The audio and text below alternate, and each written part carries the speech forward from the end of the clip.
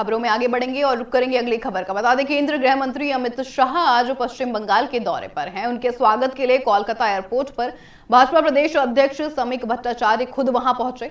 अमित शाह का यह दौरा काफी अहम माना जा रहा है। तय कार्यक्रम के मुताबिक गृह मंत्री आज नदिया जिले का दौरा करेंगे, जहां सुरक्षा के कड़े इंतजाम भी किए गए हैं। इसके साथ ही अमित शाह मायापुर स्थित इस्कॉन मंदिर भी जाएंगे, जहां वे पूजा अर्चना करेंगे।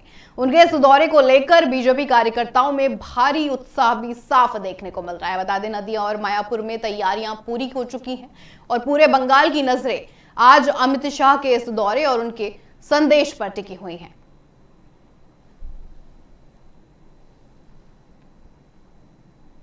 पश्चिम बंगाल में आज गृह मंत्री बता दें अमित शाह पहुंचे। अब अपनी टीवी स्क्रीन पर देख सकते हैं किस तरह से साथ ही एयरपोर्ट पर समीक भट्टाचार्य ने उनका स्वागत किया। आज नदिया जिले के दौरे पर रहेंगे अमित शाह।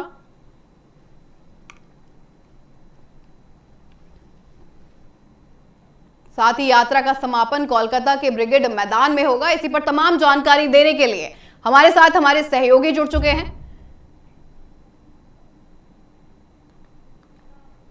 बंगाल चुनाव को लेकर जी सियासत में हलचल मची हुई है।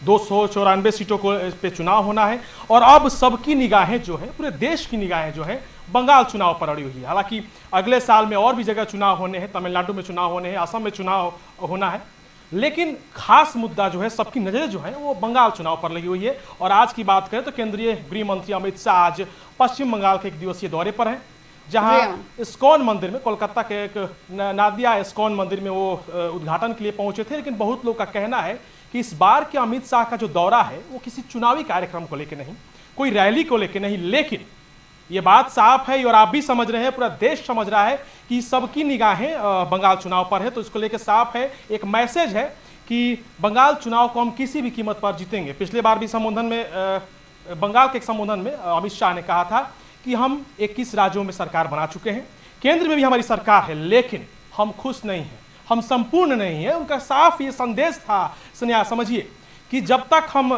बंगाल में चुनाव नहीं जीत जाते हैं, बंगाल में सरकार नहीं बना पाते हैं, तब तक हम संपूर्ण नहीं हो पाते हैं। साफ और सीधा संदेश है। आपको बता दें कि इस बार के बंगाल चुनाव में एक नई प्रक्रिया और एक नए प्रैक्टिकल चीजों का जो है किया गया है, ड्रॉप बॉक्स सिस्टम। आपको हम बता दें, समझा दें अपने दर्शकों को कि ड्रॉप बॉक्स सिस्टम आखिर है क्या। ये एक तरीके का राय है, जनता से सरकार जो है, बीजेपी सरकार जो है जनता से अपनी राय ले रही है कि आपका क्या राय है अपनी सरकार को लेके, टीएमसी सरकार को लेके, या यूं कहें कि अपने धाकड़ अंदाज में रहने वाली ममता बनर्जी के सरकार को लेके एक ड्रॉप बॉक्स सिस्टम का किया गया है, जिसमें जनता अपनी राय। अमन, इसी से जुड़ा हुआ एक और सवाल लेंगे आपसे कि पीएम मोदी की जनसभा संबोधन की भी खबरें सामने आ रही है, इस पर क्या कुछ अपडेट है?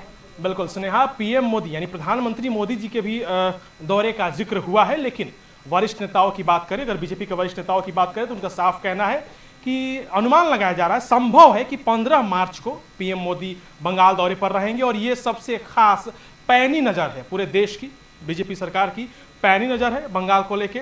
और बंगाल में चुनाव होने हैं और इस बार का चुनाव अहम माना जा रहा है। 294 सीटों पर ये चुनाव होनी है और ड्रॉप बॉक्स सिस्टम जो है ये खास मोदी फैक्टर साबित होने वाला है। स्नेहा जी, सबकी नजरें इसी पर टिकी हुई हैं। बहुत बहुत धन्यवाद आपका तमाम जानकारी देने के लिए। अपडेट आपसे जरूर आगे भी लेते रहेंगे।